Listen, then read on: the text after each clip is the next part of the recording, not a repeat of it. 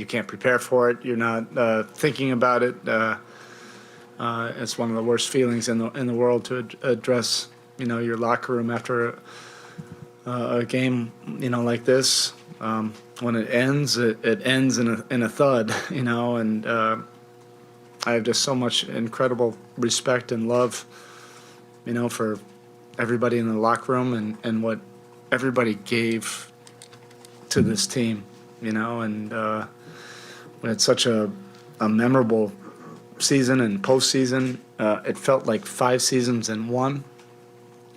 All the different chapters and adversity that this group was able to overcome. It was really a fun group to be around. It was a hard-edged group, but it's all the qualities that we love, the good, the bad, and everything in between. And it's heartbreaking, when it ends like this. And you certainly have to credit the Boston Celtics organization and their team and their coaching staff. Ime just did a tremendous job, this year, building on what they've done the last 6-7 years. And they've probably done it the way that it's supposed to happen in this league. You build a team and you have frustrating losses. You stay together keep your core together, keep your culture together, and then you eventually find a breakthrough. We tip our hats off to them. They are a heck of a basketball team. They really can defend at a high level. They're competitive, and they have 2 guys that are tremendous, but they're role players, really fill in the gaps. They complement each other so well. Smart was terrific tonight. So we tip our hats off to them. This was all about competition, and we faced a team that kind of matches all of the best qualities of what we do. It was fitting that it would probably come down to that last possession. While I continue to ramble, I thought it would have been an incredible storyline, Jimmy to pull up and hit that 3, and I love that about Jimmy. That was the right look, and I just thought, as it was leaving his hand, I thought for sure that was going down. Good, clean look. It's definitely better than anything that we could have designed, and it's just a shame that it didn't end that way. But I can't compliment Boston enough. They've gone through the fire, and they earned that right to go to the finals. Have you seen the replay yet on the Max Strus overturned 3, and what was your reaction when you found out so far after the fact? I was in shock. I was asking, Quinny about that. The fact that it happened, 3 to 4, 5 minutes later in game time, that does change the context of how you're playing. We were starting to gain some momentum, and you feel like it's a 7-8 point game, and all of a sudden it's a 13-point game. You're looking up, and there's no explanation for it other than it's gone back to to the league offices. You feel like if it happens like that, it should happen immediately, and then you can adjust accordingly. But look, that's not the reason we lost. We still had plenty of opportunities. We just couldn't get control of the game. A lot of that was Boston. But we didn't stop grinding, and we gave ourselves a shot at it, at the end. We just couldn't make enough plays during the course of the game. It felt like most of the game we were grinding from an 8 to 10 point deficit. Jimmy played every second tonight. Was that the plan entering? It wasn't, but I was going into this by any means necessary. I have so much freaking respect for the guys in the locker room, and Boston was going through their stuff too. This is one of the most admirable, honorable series that I've been a part of. Guys that were clearly not anywhere near close to 100% on both sides. You have guys staggering around out there, and then, there's a loose ball, and instincts just take over. It was extremely physical, really hard played, well played at times, and because both teams, are so effective defensively, sometimes it was probably ugly, to the average fan, but to us, it's beauty. But we had to play Jimmy and Bam. We couldn't afford to take them off the court tonight. No, PJ, you went out early in the third quarter. Was there an injury there that kind of kept him from playing the rest of the night? Yeah, look, I don't want to speak on behalf of our players, but Tucker is a Miami Heat guy.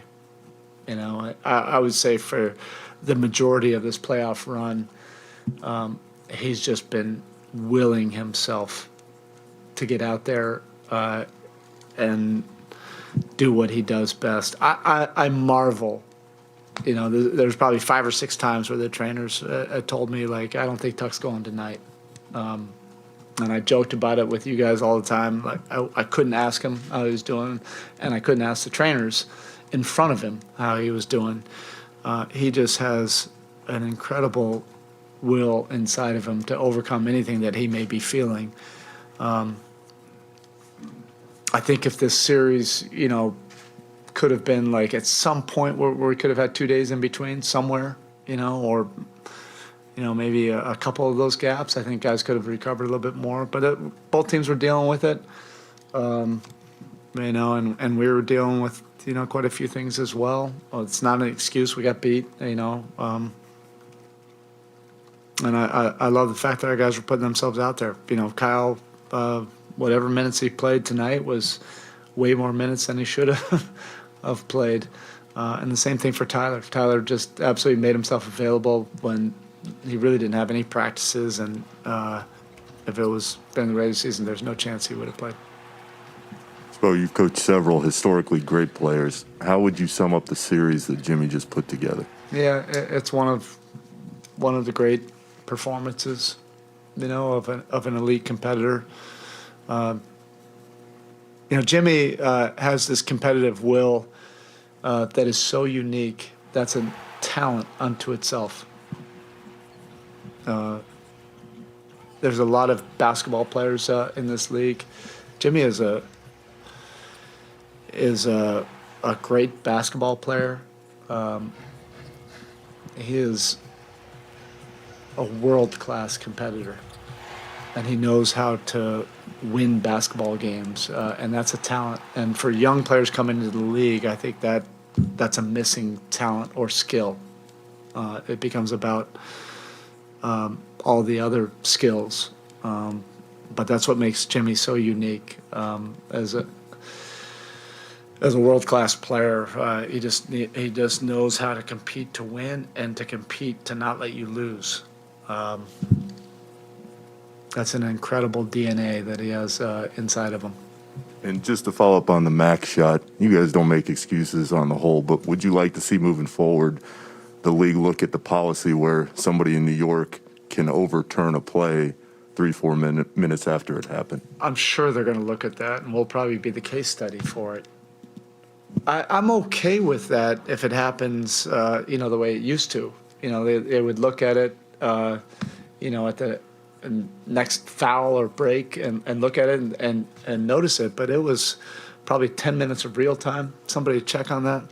I'm not crying or whining. Come on, we got beat. This was 2 competitive teams going at it. We had a crack at it at the end, even as uneven as the game seemed. We had a crack at it. Our guys are never going to, not think that we have a chance at it. But that was so unusual, for us to be grinding and starting to get some momentum. And then all of a sudden it was like, oh, hey, by the way, take away that 3 and with no explanation. That's just the human side of it. It's not the complaining side of it. Who knows if that would have changed anything anyway.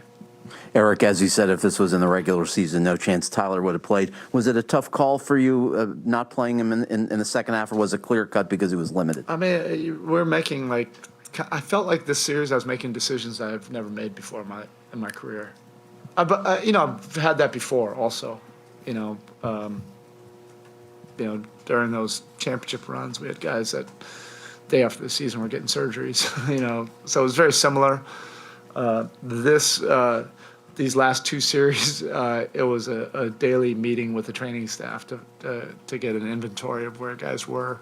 But these guys were so committed, to the challenge that they're willing to do whatever it took to get themselves out there and compete and really compete at a high level. Physically, it just shows you the mental toughness of the guys in the locker room.